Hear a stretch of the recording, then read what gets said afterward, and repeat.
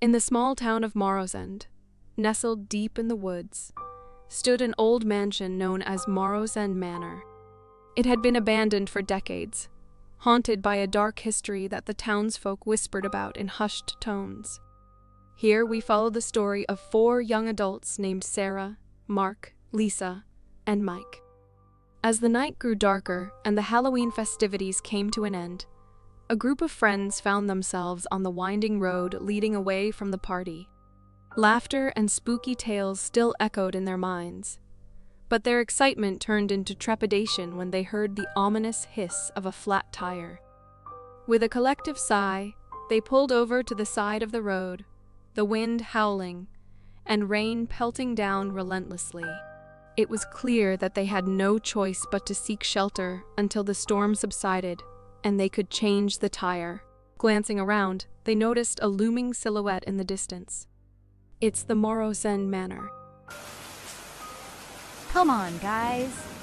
Spending the night in that old manor will be legendary. Besides, it's storming heavily outside. I guess it's better to stay indoors at least until the storm has calmed down. Are you sure about this, Sarah? This place gives me the creeps. Wait, Mike. I think Sarah is right. We can't change the tire in this downpour, and there's no sign of any nearby help. Staying at Morrowsend Manor might be our best option for now. All right, we'll stay and rest here temporarily. Once the storm clears, we'll deal with the tire and continue our journey. On second thought, I don't think I want to go inside. I'm staying outside and going to look for tools in that old storage hut to see if I can fix the tire in an hour or so. Are you guys going inside? Be careful. I've heard rumors that this house isn't normal, and there might be something sinister lurking around. I'm going inside with Sarah and Mark. Please be careful, Mike. If you finish working with the tire, please notify us somehow. Shout or do whatever it takes. This house is giving me the creeps. And with that, Mike headed toward the storage hut, which is approximately 1 kilometer away. Meanwhile, the others decided to go inside, hoping that the storm would calm down and that nothing bad would happen to either group. The story continues with Sarah, who was amazed by the house's interior. She looked like a kid in a candy store. Sarah, a fan of horror and scary movies since she was little, wasted no time in checking her surroundings and getting amazed.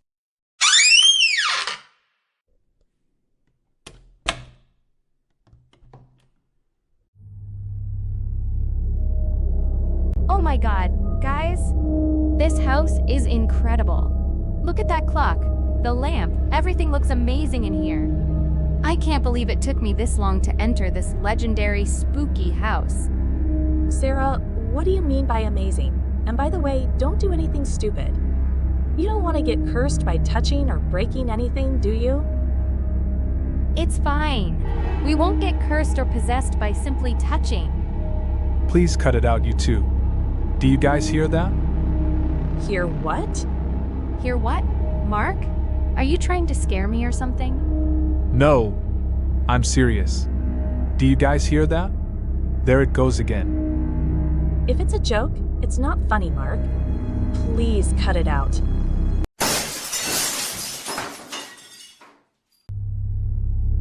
After the crash, the trio gasped simultaneously, their expressions beginning to change. Even Sarah, who is an avid horror fan, found it a bit too much to handle. And then, suddenly... Guys, what is that? Lisa pointed to the edge of the room, where a long hallway stands, and over there the trio met someone unexpected. Mike, what are you doing here? I thought you were supposed to be outside fixing the car. The man they thought was supposed to be Mike remained silent, not replying, not moving, not doing anything. He just stood there, like a statue. Suddenly, the light goes out, everything goes pitch black, and then it comes back on again. They were even more surprised to see that the Mike they had seen before had changed. Guys, I've got a very good idea. How about we turn around, run back into the main hall, and lock the door behind us? Okay, go, now. And with that, they sprinted as fast as they could, racing back into the main hall. Their breaths were ragged, and hearts pounded in their chests. After a while, their racing pulses slowed, but they remained paralyzed by fear, their minds in chaos after witnessing the terrifying unknown lurking in the shadows.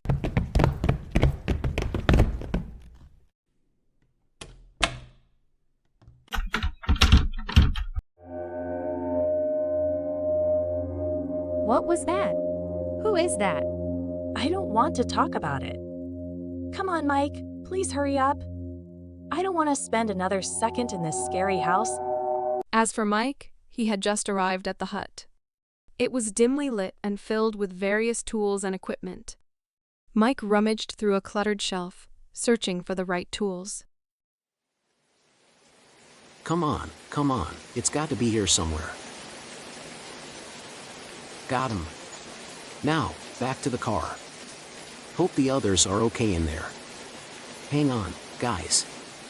I'm coming.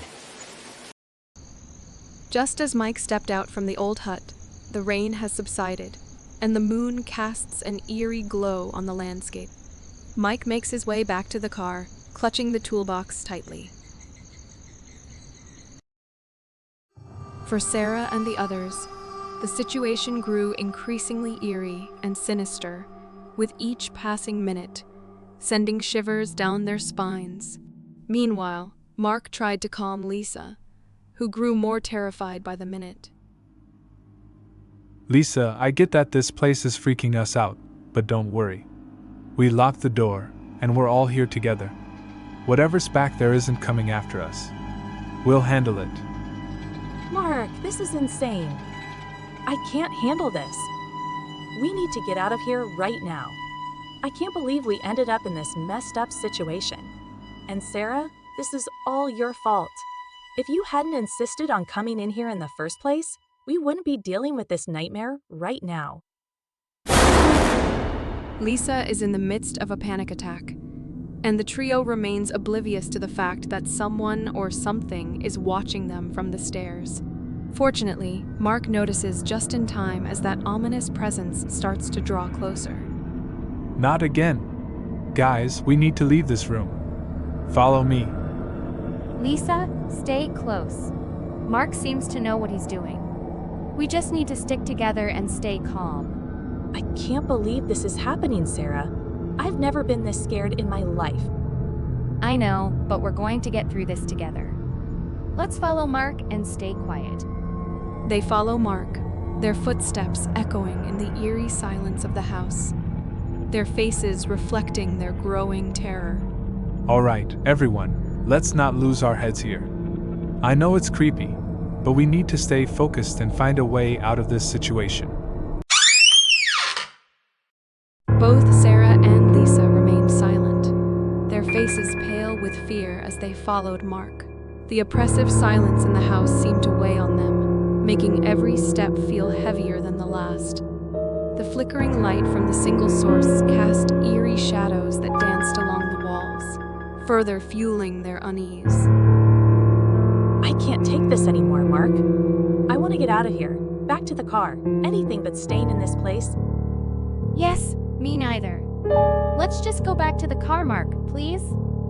All right, if we go back to the car, there's a chance we might encounter whatever was on the stairs earlier. We need to be prepared for that. Are you both sure you want to go back? Prepare yourselves just in case we need to run. Yes? Yes. With reluctant agreement, the trio turned away from the foreboding darkness of the house and began their retreat back towards the car.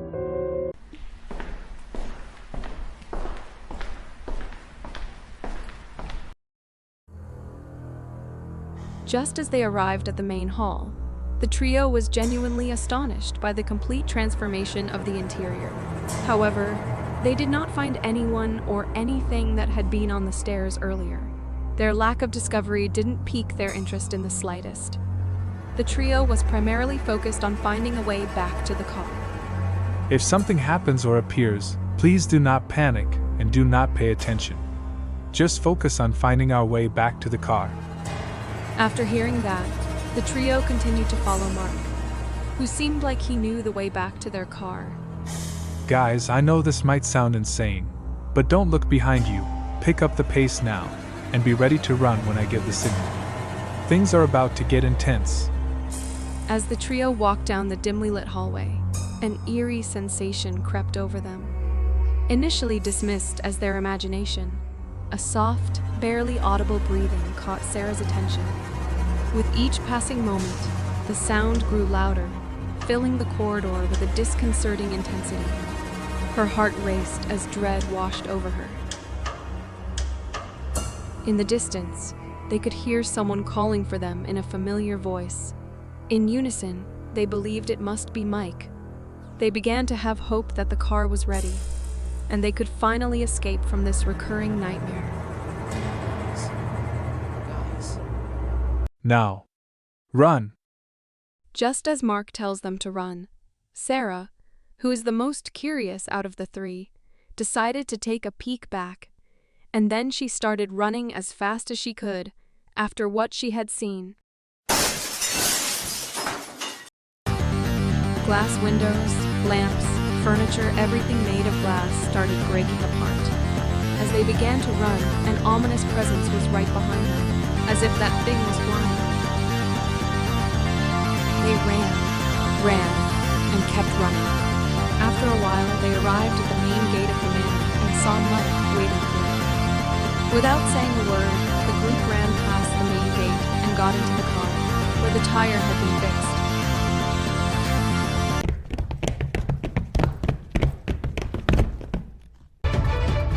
After they arrived at the car, without hesitation, Mark started the engine and wasted no time getting out of there as fast as possible.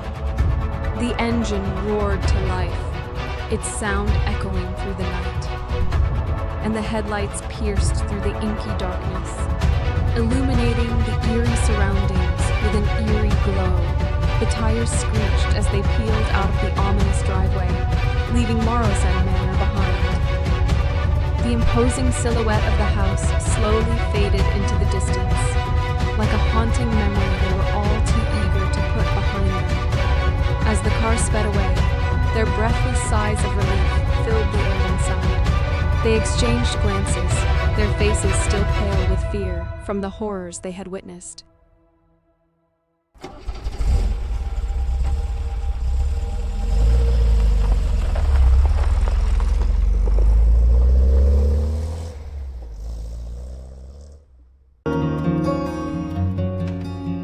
After a 15-minute drive, during which the ominous mansion gradually faded from view, the group finally broke the icy silence that had enveloped them. Tentatively, they began to speak, their voices still tinged with the fear and unease lingering from their harrowing encounter. So, after all that happened, what am I going to do now? I guess I'll remember this year's Halloween for the rest of my life.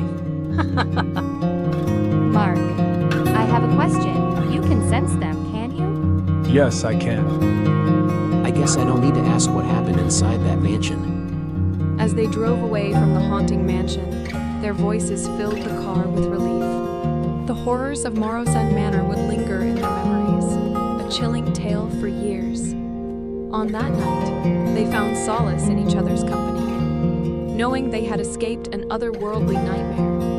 As the miles rolled on, they left behind the horrors of Halloween night, driving toward a future where Morrowsend Manor's memory would fade into the past, a ghostly whisper in their lives. So there you have it. This is my very first story, shaped entirely by my imagination and creative direction. As I conclude, I'd like to mention that this marks my initial venture into storytelling. I hope you've enjoyed this tale, and I look forward to crafting more stories in the future. If you have any questions, suggestions, or feedback, please share them in the comments section below. If you have a story you'd like me to cover or create, feel free to let me know. Don't forget to like, comment, share, and subscribe so you don't miss my future stories. Stay curious and stay safe. Thank you.